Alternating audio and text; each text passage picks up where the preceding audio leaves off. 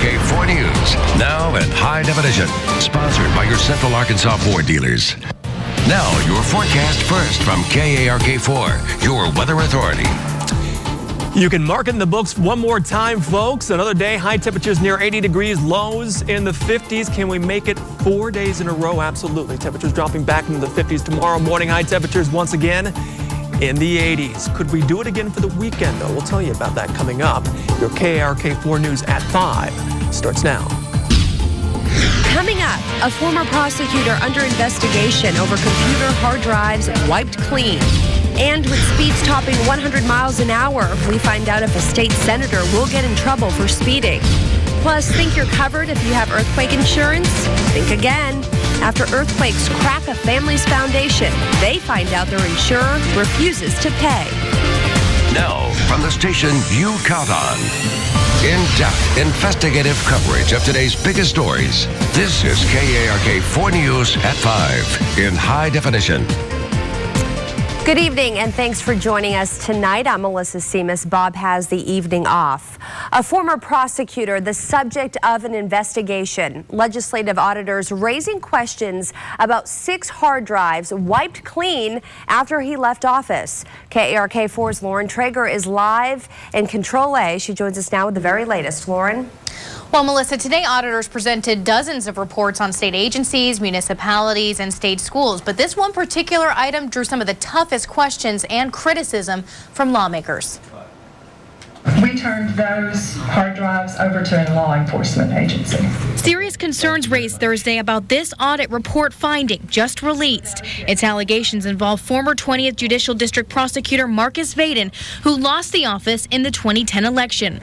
The report says that before Vaden left, he submitted a service order for over $2,000 to a private company to replace 6 hard drives on office computers. When the drives were requested by auditors for the report, Vaden returned them. But the auditor's IT people determined they were either corrupted or had been reformatted, potentially after auditors had requested them. Essentially, the report says all information on the drives had been deleted.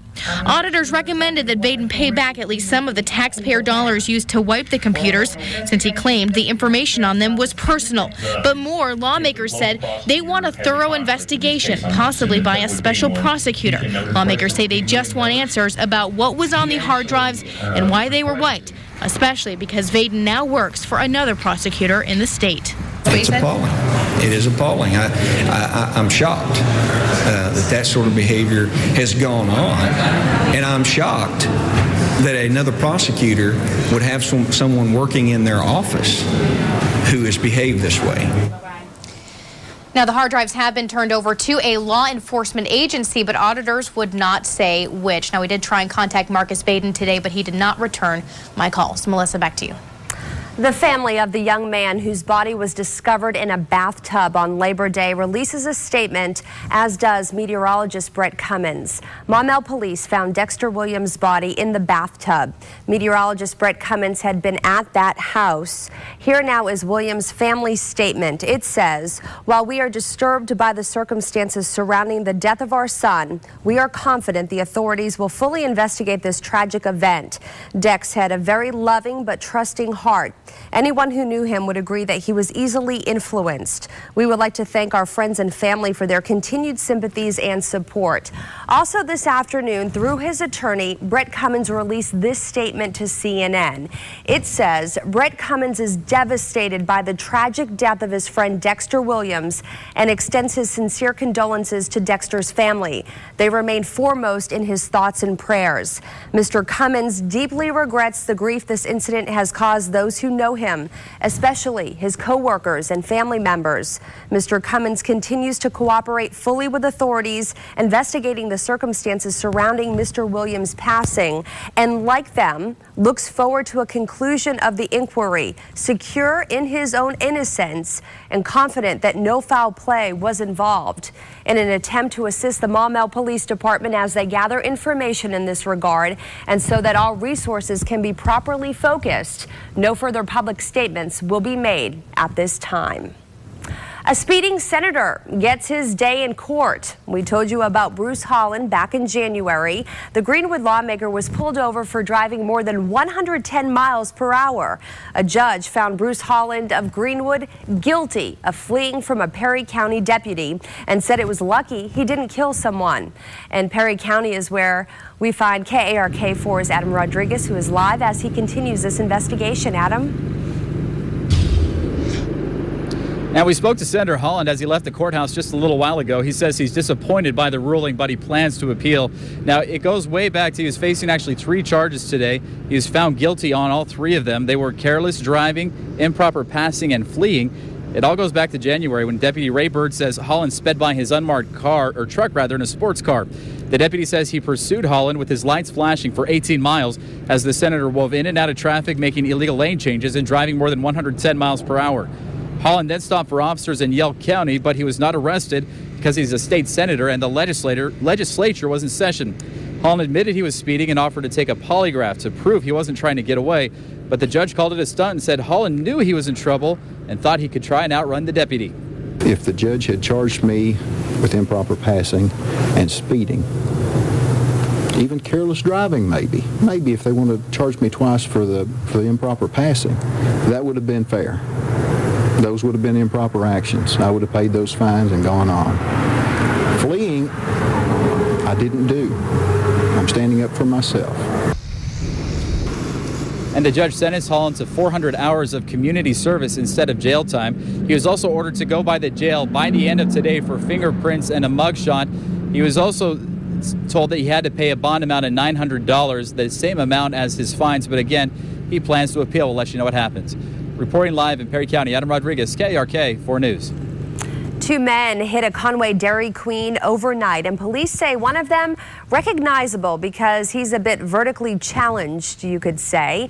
Take a look at this. Police say 2 employees opened the back door to take out the garbage and were startled by 2 men waiting outside. One of them had a handgun, pushed one of the employees. The men then demanded money. One rifled through the office for cash before turning the cameras. Police say one of them is less than 5 feet tall, and they're asking you to be on the lookout. Of course, we're very concerned. I mean, if they've done it once, they'll do it again. Our department is being very proactive and taking every measure necessary to identify the suspects. Detective Williams says at this time they do not have reason to believe these men are connected to other recent robberies in the city.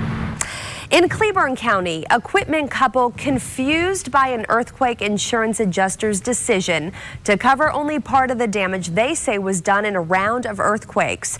KARK4's Marcy Manley tried to find some answers on what coverage counts when it comes to quakes. The distress cracking in the concrete was the result of the earthquakes. That's what a report from EFI Global Engineering says about Sandra and Roger Green's home. The foundation shift is the result of earthquake-induced ground movement. The Greens didn't expect 170 earthquakes to shake up central Arkansas this past year, but luckily they invested in earthquake insurance to pay for repairs. We don't have the money to fix it. What do you do? Or so they thought. Who would have thought?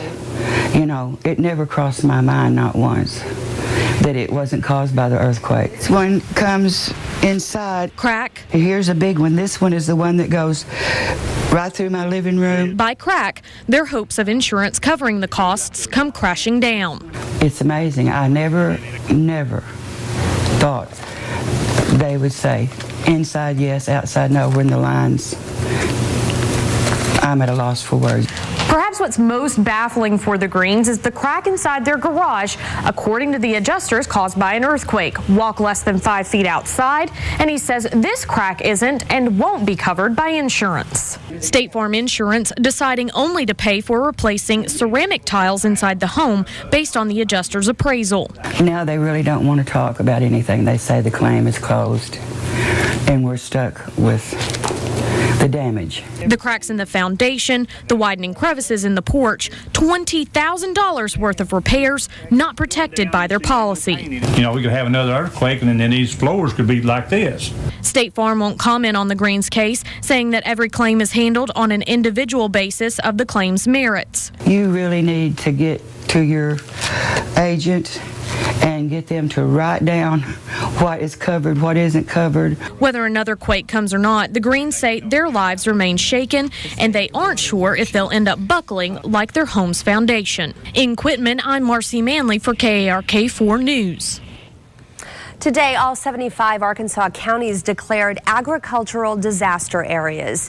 Governor Mike Beebe received official word from Secretary of Agriculture Tom Vilsack. He asked for the declaration after farmers were hit with a range of natural disasters from flooding to drought. Farmers may apply for assistance through their local farm service agency. They can receive emergency loans and direct aid if they meet the requirements. Farmers do have 8 months to file their applications. Tonight, just a quick reminder for you, there will be no 6 p.m. newscast on KARK. That's when President Obama will give his speech on jobs to the nation before a joint session of Congress.